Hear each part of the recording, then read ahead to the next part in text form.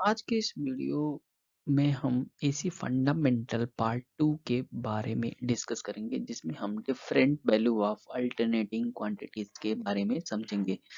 जो कि आप देख सकते हैं बहुत सारे अल्टरनेटिंग क्वांटिटीज के वैल्यूज होते हैं, जैसे कि एक होता है इंस्टेंटेनियस वैल्यू, फिर मैक्सिमम वैल्यू जिसे हम पीक वैल्यू भी कहते हैं या क्रेस्ट वैल्यू भी कहते हैं। और यह होता है क्या, यह मैक्सिमम इंस्टेंटेनियस वैल्यू ही होता है। एक तो इंस्टेंटेनियस वैल्यू होता है, जब वही इंस्टेंटेनियस वैल्यू मैक्सिमम होता है तो उसे बोलते हैं मैक्सिमम वैल्यू, पीक वैल्यू या क्रेस्ट वैल्यू।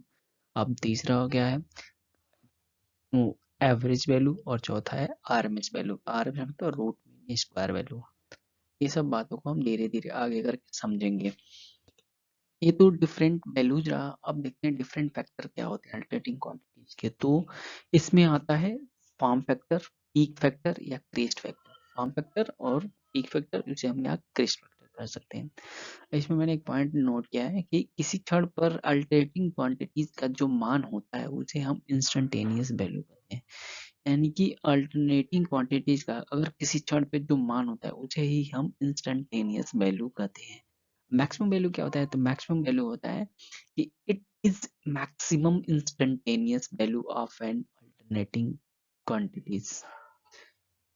मतलब कि अल्टरनेटिंग क्वांटिटीज का यह मैक्सिमम इंस्टेंटेनियस वैल्यू होता है जिसे हम कहते हैं मैक्सिमम वैल्यू। ठीक है, अब हम देख लेते हैं कि एवरेज वैल्यू क्या होता है। पिछले स्लाइड में हमने मैक्सिमम वैल्यू और इंस्टेंटेनियस वैल्यू को समझा है। अब इसमें हम देख लेते हैं एवरेज वैल्यू क्या होता है। तो एवरेज वैल्यू को कैसे निकाला जाता है ये हम देख लेते हैं।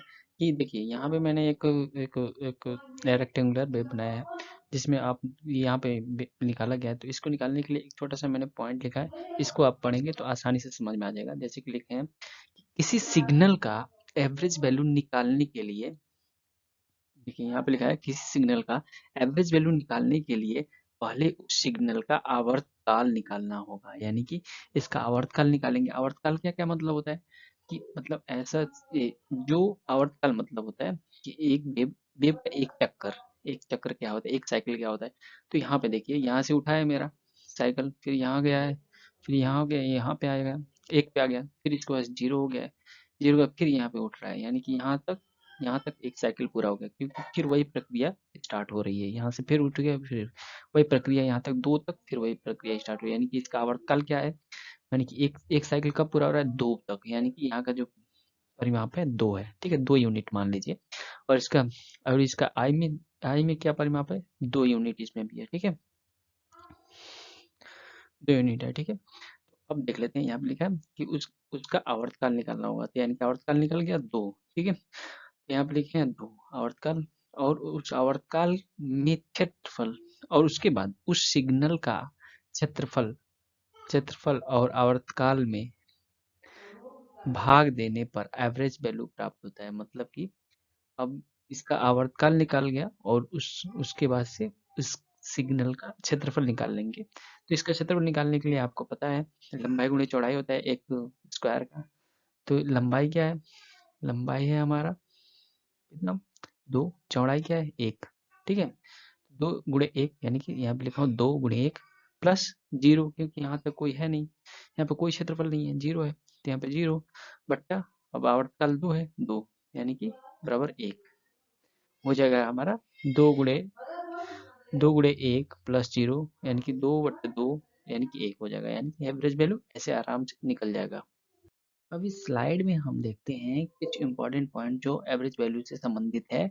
तो इसमें लिखा है in case of symmetrical waveform to obtain the average value. यानी कि सिमेट्रिकल वेवफॉर्म के केस में अगर आपको एवरेज वैल्यू निकालना है तो उस वेवफॉर्म का हाफ साइकिल ही उसका टाइम पीरियड है। यानी कि अगर आपको एवरेज वैल्यू निकालना है तो आवर्तकाल यानी कि टाइम पीरियड निकालना जरूरी है।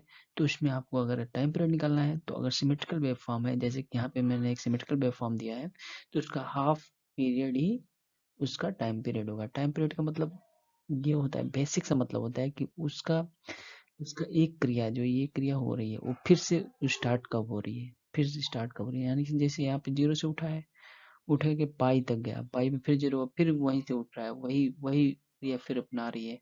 यानी कि जहाँ पे फिर क्रिया दोहरा आ रही है, तो यानी कि 0 टू पाई तक वही एक ही क्रिया हो रही है, फिर उसके बाद से वही दोहरा आ रही है, तो ये हो गया। यहाँ पे टाइम पीरियड सिर्फ पाई होगा, ठीक है।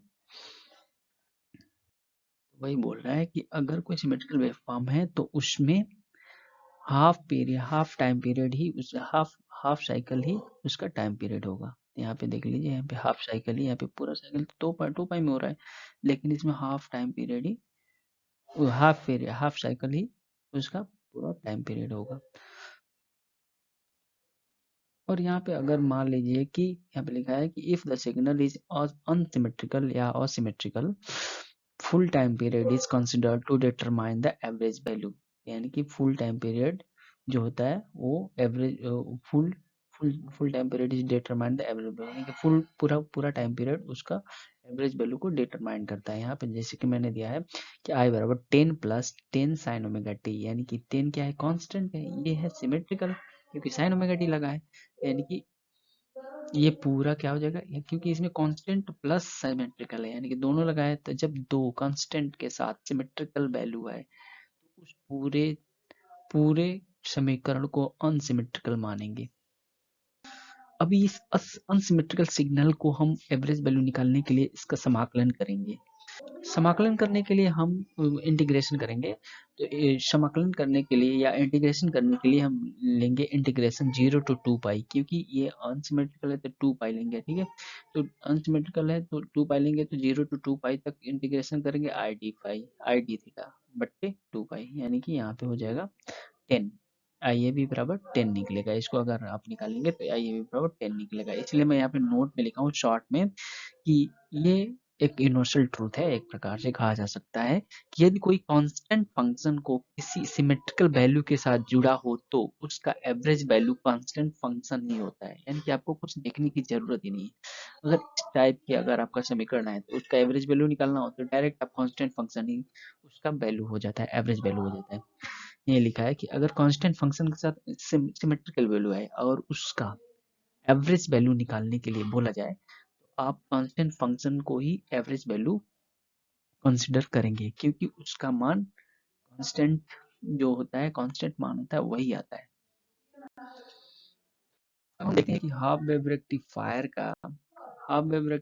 का जो अगर एवरेज वैल्यू निकालना है तो उसके लिए कौन सा एक फार्मूला तैयार करेंगे, तो उसका फार्मूला ये होता है, जैसे यहाँ पे मैंने हाफ वेव दिया है तो हाफ वेव में आपका टाइम पीरियड क्या होगा, 2 पाई होगा। क्यों होगा, क्योंकि ये जो है ना, ये जो है टाइम, ये 0 से जो उठ रहा है पाई तक, फिर वहां पे 0 जा रहा है, फिर 2 पाई से वही प्रक्रिया, फिर वही प्रोसेस 2 पाई पे जाके दोहराना स्टार्ट कर रहा है, यानी कि इसका टाइम पीरियड क्या होगा, 2 पाई होगा। तो इसलिए यहाँ पे टाइम पीरियड को 2 पाई लिया गया है।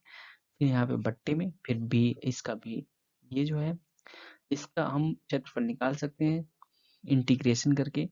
तो 0 टू पाई तक इंटीग्रेशन करेंगे भी डी थीटा, प्लस यहाँ पे पाई से 2 पाई तक 0 है, यानी कि इसका कोई क्षेत्रफल नहीं है, 0 है, यानी कि इंटीग्रेशन 0 टू पाई भी डी थीटा पूरा होल का बट्टा 2 पाई, ठीक है। ऐसे हम एवरेज वैल्यू निकाल देंगे।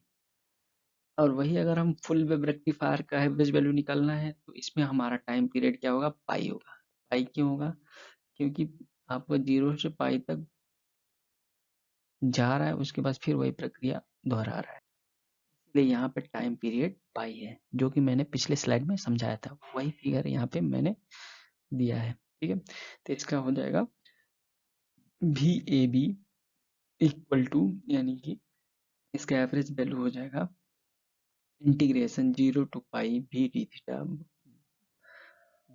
डी थीटा होल के बट्टे पाई, यानी कि यहाँ पे हो जाएगा, यहाँ पे कुल मान, यहाँ पे अगर हम भी का मान भी हम साइन थीटा डी थीटा रखेंगे तो पूरा मान हमारा आएगा टोटल में 2 भी एम बाई पाई, ठीक है।